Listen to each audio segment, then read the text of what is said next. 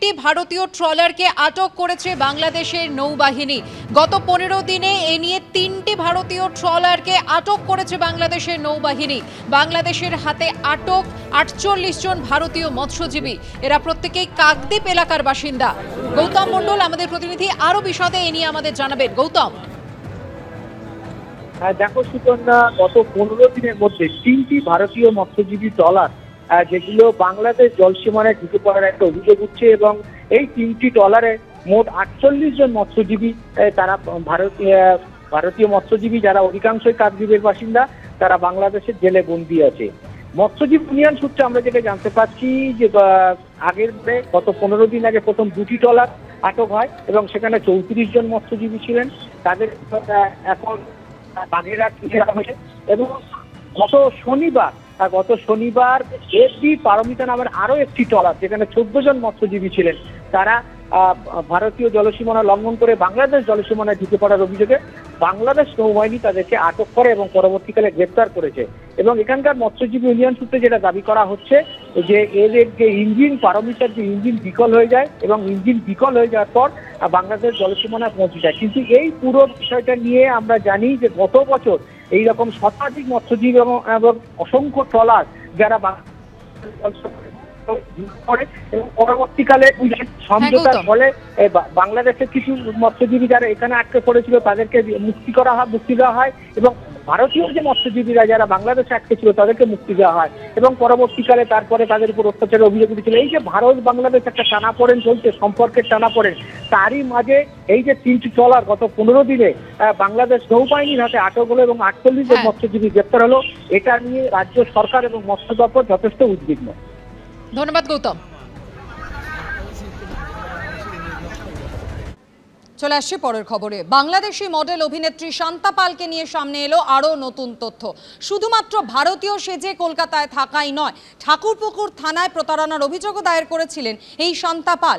তার স্বামী মোহাম্মদ আশরাফের সঙ্গে গিয়ে ইন্টেরিয়ার ডেকর সংস্থার কর্ণধারের বিরুদ্ধে 7 লক্ষ টাকার প্রতারণার অভিযোগ জানিয়েছিলেন শান্তা পাল। শেষ পাসপোর্টের মেয়াদ পেরিয়ে গেছে, ভিসার মেয়াদও। তবু বহাল তবিয়তে এদেশে থাকছিলেন বাংলাদেশের মডেল অভিনেত্রী শান্তা পাল। শুধু তাই নয়, বিয়েও সেরে ফেলেছিলেন এক ভারতীয়র সঙ্গে। টুরিস্ট ভিসা এসে বানিয়ে নিয়েছিলেন জোড়া আধার কার্ড, এমনকি প্যান কার্ডও। আর এই বাংলাদেশি মডেল অভিনেত্রী গ্রেফতার হওয়ার পর থেকে সামনে আসছে একের পর এক তথ্য।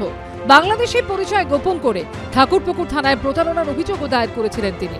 অভিযোগপত্রে নিজেকে গলফগ্রিনের রাজেন্দ্র প্রসাদ কলোনির বাসিন্দা বলে পরিচয় দেন। সেখানে শান্তা অভিযোগ করেন নিউ আলিপুরের ফ্ল্যাটে ইন্টেরিয়ার ডেকোরেশন করাতে গিয়ে 7 লক্ষ টাকার প্রতারণার শিকার হয়েছেন। সংশ্লিষ্ট হোম ডেকর সংস্থার কর্ণধারের বিরুদ্ধে এফআইআর দায়ের করার আবেদন জানান বাংলাদেশি মডেল অভিনেত্রী। আর তার স্বামীর বক্তব্য, ঠাকুরপুকুর থানায় শান্তাকে অভিযোগ জানাতে নিয়ে গিয়েছিলেন তিনি। हम लोग का पैसा चोरी हुआ करके हम लोग गया था, मतलब क्या बोलते हैं, मैंने उसके साथ गया था, मैं नहीं लेके गया था उसको पुलिस स्टेशन कि मतलब ये केस, मतलब हम लोग का क्या बोलते हैं इसमें केस करते ताकि हम लोग का पैसा जो चोरी किया है बंदा वो पैसा मिल जाएगा।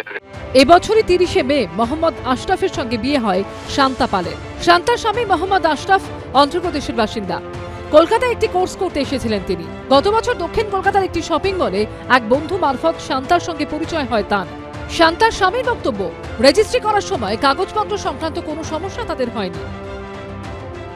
जैसे कोई तो डाला है कि मतलब उसके पास 4 पासपोर्ट था, ये था, वो था, ये सब फेक न्यूज है।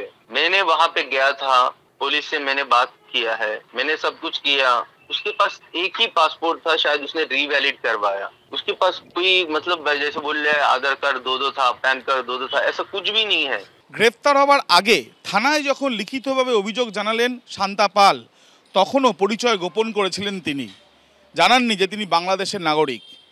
তিনি জানিয়েছিলেন তিনি কলকাতার স্থায়ী বাসিন্দা এবং নিউ আলিপুরের যে ফ্ল্যাটের সামনে আমরা দাঁড়িয়ে রয়েছি, এই ফ্ল্যাট সম্প্রতি তারা কিনেছেন এবং এখানে ইন্টেরিয়ার ডেকোরেটিংয়ের জন্য তিনি একজন ব্যক্তির সঙ্গে কথা বলেন, তাকে কিছু নগদও দেন।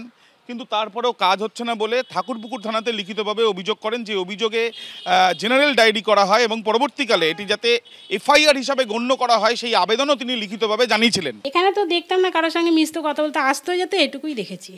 মেয়াদোত্তীর্ণ ভিসা নিয়ে এদেশে থেকে আর কি কি করেছিলেন শান্তা? রয়েছে আরও কীর্তি? প্রশ্ন থেকেই যাচ্ছে। আবির দত্ত রিপোর্ট, এবিপি আনন্দ।